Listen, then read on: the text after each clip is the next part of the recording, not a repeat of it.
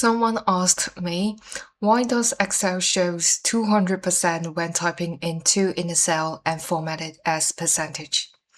This is a very common issue, and let's break it down clearly. The thing in Excel is that when you are formatting a cell into percentage, it does not just simply add a percentage sign behind the number. What it does is that it converts a number to a percentage display. So meaning to say that when I type in 1 and I convert it into a percentage, it's 100% because it's one whole unit. So that goes the same with 2. When I type in 2 and I convert it to percentage, and it means it's a 2 whole unit, so it's 200%. To fix this, there are 2 methods. The first method is to simply type in the number and then type in the percentage, then press enter. And now I got 2%. And another method is to divide your number by 100. So 2 divided by 100 is 0.02. So after I type in 0.02, then I convert it to percentage, then it's 2%. And now let's take a look at another example. In this example, I got this huge data set and I want to know the conversion rate for each product. So I created a pivot table and these are the average conversion rate.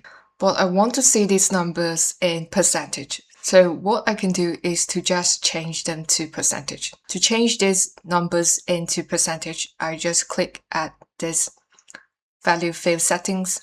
And then over here, I click on number format. And here I just choose percentage, then click on OK. Then click OK again. Then I got this percentage, but it definitely looked wrong because these are over 100%. So what happened here is that in my raw data, I can see that the conversion rate is in a normal number format. So what the number here is actually 11.6%. So when I convert it to percentage, you'll see 1,158%. So this is definitely not what I want, but I'm not going to convert it one by one. So what I can do here is to add another column as a helper column, and let's just name it properly. And here I'll just divide this conversion rate by 100.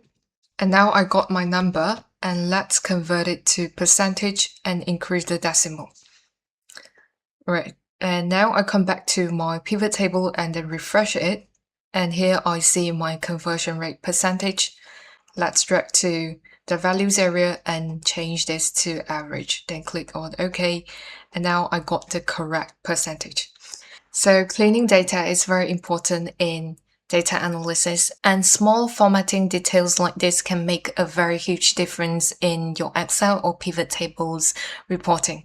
If you're learning pivot tables, I've created a full pivot table series to help you to build the basics.